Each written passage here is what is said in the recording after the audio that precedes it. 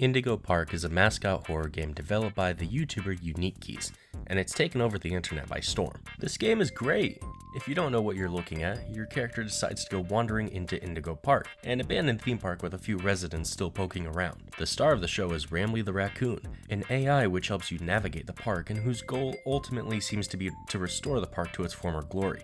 Along the way, you'll encounter RAMBLEY's former mascot friends, who all appear to be extremely dangerous and animalistic recreations of their original cartoon selves. In Chapter 1, your primary concern is Molly Macau, and the chapter ends with a chase against her, but we're skipping over a lot here as there's plenty under the surface that I think is worth talking about. Indigo Park is presently a massive upset in indie horror and especially mascot horror, blowing people away with its quality and, probably most apparent, its extreme levels of charm. Do you know why RAMBLEY the raccoon loves RAMBLEY's railroad? Because I like trains. RAMBLEY is a ceaselessly fun deuteragonist and source of info surrounding the park. However, just how much can RAMBLEY actually be trusted? That's one of the first questions I had when I started playing, but we'll get into all of that and more, because I think I know where Indigo Park is going with this, what the story will be like, what we can expect to see, and anything else I feel pretty confident about. So let's get started the right way, with the beginning. Indigo Park opens up with an intro showcasing what seems to be an investigation board being filled out, with lots of flashes between different items of interest, which we'll be talking about in depth later on. Our main player character then arrives at Indigo Park and the game begins. Upon entering a sort of visitor center, we're introduced to RAMBLEY, who tells us that we're the first visitor in exactly 2,920 days, 4 hours, 23 minutes, and 38 seconds. Congratulations! 8 years, 4 hours, and 23 minutes. Because yes, 2,920 days divides evenly into 365. This also tells us we're here on the 8-year anniversary of the purported last visitor. I'm not sure if this specific day is going to have a significance to the story, but I thought it was worth mentioning that if what RAMBLEY says here is true, it's been 8 years to the exact day. I feel like I'm repeating myself a lot here though, so let's just move on.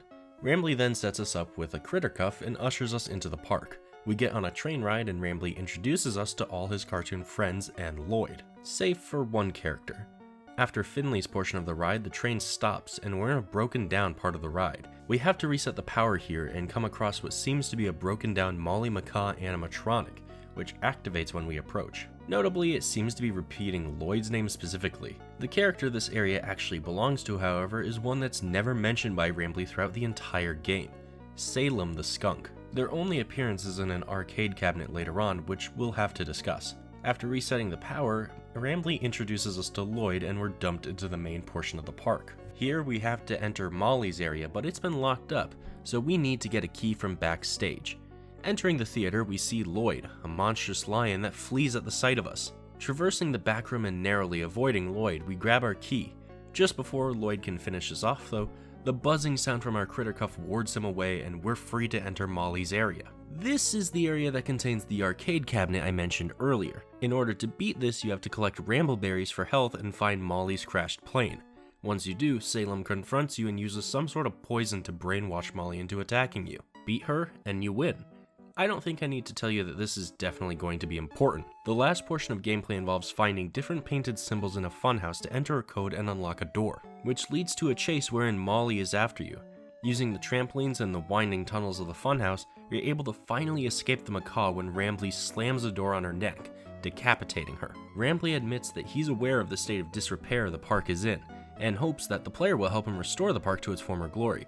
The chapter ends with us entering Finley's area. So basically a lot happens in not a lot of time, so let me give a list of questions we should be looking to answer. Who are we playing as? Why did Indigo Park shut down? Who is responsible? What happened to the mascots? And what's coming next? Let's start with that first question. Now, Indigo Park never outright says who we play as, but that opening scene definitely encouraged us to try and figure it out. The biggest piece of evidence we have is a conversation between two characters named Ed and Laura. Ed wants to go to Indigo Park, a place that he went to with Laura as kids, but Laura seems cautious about it, telling Ed that she'll go with him the next time if he's able to get in. Laura also can't seem to find any info online, but as we see in the rest of the opening, whoever space this is seems to know a lot about Indigo Park, from their opening announcement video to even the specific brand of soda from the park. They also have a RAMBLEY Raction figure, which is a collectible later on in the game. We also see interspliced some dashcam footage of a car entering the private grounds the park takes place in. There's also quite a few notes left around indicating Molly as Mom's favorite and insinuating that Finley may have replaced a previous character. We even get a year when Indigo Park finally shut down, with a newspaper dated October of 2015. So with all that being said, who do we play as? Well, my first instinct was Ed. He's a character who clearly has some sort of obsession with the park itself, so it makes sense for him to be the one to go. However, I also thought we could be playing as Laura, and there's a couple different reasons for that. First off, the lack of a camera. Ed seems to plan on filming his time at Indigo Park if the dashcam footage is anything to go off of. Why only record the road but not what's actually in there? Second, the player's opinions on the collectibles basically amount to vague recollections. My biggest piece of evidence is the Raction figure collectible.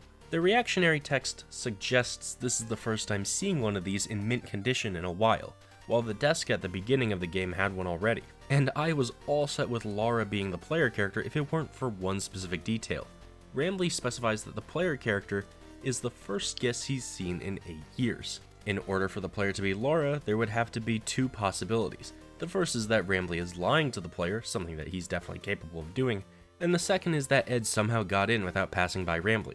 There's also one item description that tells us that this is almost definitely Ed, the Molly plush. The player description clearly states that Molly was always their mom's favorite, something that is also stated on Molly's poster in the opening cutscene. Now, is it possible for Laura and Ed's moms to just both so happen to like Molly? Sure, but I think this is our strongest piece of evidence that the answer is Ed. He has a direct connection to something in the park and something in the mystery room. I think for now, we can say he's our answer. Next, I want to answer what happened to Indigo Park to cause it to shut down. Well, as a whole, it's pretty hush-hush exactly what happened. All we really know is that at one point, every patron was evacuated from the park, and it closed for good. So what we can deduce from this is that it wasn't some sort of big disaster happening, it was something that was going to become a big disaster. Time to look at what these disasters could have been, and yes, I'm looking directly at the homicidal lion and bird running around. Fair enough, we don't know if Finley is evil, but let's be real, he probably definitely is. But here's the thing, I'm not entirely convinced it was just these three, because realistically, they seem pretty easy to fend off. If anyone can stop Lloyd from attacking with just a critter cuff, why is he such a big threat? And Molly doesn't act like she's this thoughtless psychopath. She can be seen stalking the player throughout pretty much all of Chapter 1, sometimes repeating lines RAMBLEY says or just appearing in spots you thought were safe. She spends a lot of time not attacking you, even though you're completely alone. Does that sound like the behavior of a monster that would get the park shut down? Not to me. If anything, I think it proves Molly is scared of humans, at least until she gets desperate enough or confident enough to change course. I think what may have happened is that the guests were at risk to something that wasn't the mascots. So let me merge that last question with a new one. Who is responsible? Well, I think the answer is the only one of RAMBLEY's supposed friends we haven't seen, Salem the skunk. I say friend, but they're really the only character in the game that could be considered a villain. Their one appearance outside of a cutout is in the Ramble Rush arcade cabinet. In this game, they've used some sort of poison to brainwash the critters of the forest and eventually even Molly, forcing RAMBLEY to have to fight her. I think that may be our explanation for Molly and Lloyd's behavior in Chapter 1. They're under the effects of whatever mind control Salem has them under. This would have been the event to get the park evacuated. With Salem on the loose and altering the minds of the mascots, they could have also been targeting guests. But then the question is, who is Salem? And why are they so removed? Well, this may be where I start to sound like a crackpot, but let's look at their name. Salem is not that common of a name, is it now? I'd be willing to bet that it's in reference to Salem, Massachusetts, the location of the Salem witch trials. These were trials wherein women who were thought to be witches were summarily and brutally executed by the townspeople. I think it's possible that Salem is named the way they are in reference to a massacre committed against those who were thought to perform black magic. But why do they have so little iconography in the park? There's no posters or signage of them save for the broken cutout on the train ride. There's no collectibles or ever even a mention of them from Ed's point of view or RAMBLEY's. In fact, when it seems like RAMBLEY is going to talk about them, that's when he short circuits and we have to reset the power. I think Salem was removed from the lineup because the people running Indigo Park were aware that they went too far creating them. If they could remove them from the public eye, then surely no one would be wondering where the Salem mascot went, and maybe they could even prevent a massacre from happening. Salem maybe knew about this, and that's when they turned the park's mascots evil. But I'm getting very ahead of myself. I've already answered my next question sort of on accident, which is what happened to these mascots. But I want to go further into this question because just what are these things? Early on in the train ride, we encounter a Molly animatronic, the one I mentioned earlier who kept repeating Lloyd's name. This tells us that at one point, these characters were probably just robots, who have been long since decommissioned, probably in favor of these newer animal mascots. Somehow the park keepers at Indigo Park managed to create living mascots, one Molly, one Lloyd, one Finley, and presumably one Salem. Unfortunately, that's all I really have on that topic for now. It's never really mentioned how freaky these characters are in-game. It is worth noting that RAMBLEY's opinion on them definitely seems to be fearful. He cautions the player when entering the backstage, and he's technically the one to get the killing blow on Molly. For now, I think I want to guess what's going to be coming with the next Indigo Park. And this time I do really mean guess because unlike something like DOAI or Shipwreck 64, I don't really know the developer of this one. I've met Unique Geese before and we're in a couple Discord servers together, but I've probably not said more than 50 words to this guy ever. In any case, I want to give a fair and honest prediction of what I think Indigo Park is going to look like in the future. Let's start with Chapter 2. Chapter 2 is very clearly going to have us following Finley through Oceanic Odyssey. I think it's likely that since Finley is a sea snake, we're going to be seeing some water level mechanics in some way, like flooded rooms or tanks that need to be drained. On top of this, I see this as the perfect chapter to finally figure out where these monsters come from, as well as reveal who is going to be the main villain of the game.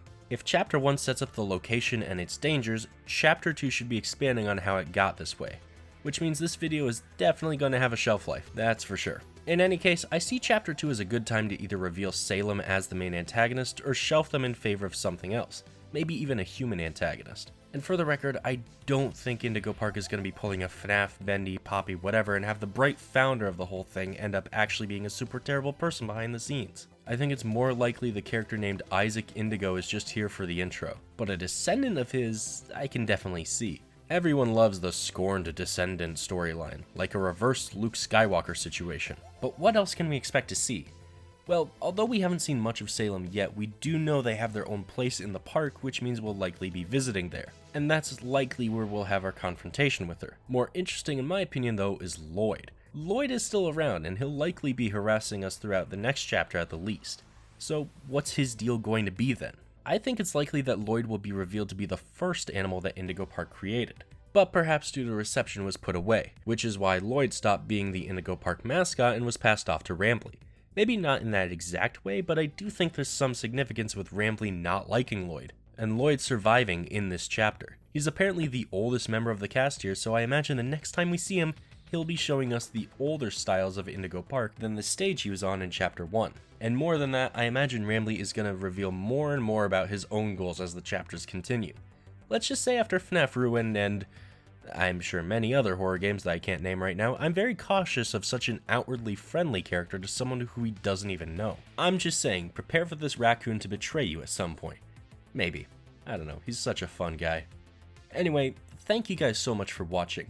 If you enjoyed this video and want to see theories on other horror games or media, let me know in the comments below. And be sure to subscribe and keep an eye out for the second What Went Wrong With video, which will be out eventually. When I made What Went Wrong With Alien, I sort of fell back in love with horror movies that I grew up watching, and wanted to expand on that and sort of explain where certain series took massive pitfalls. Until then, I'm Demuted, be sure to subscribe, and peace.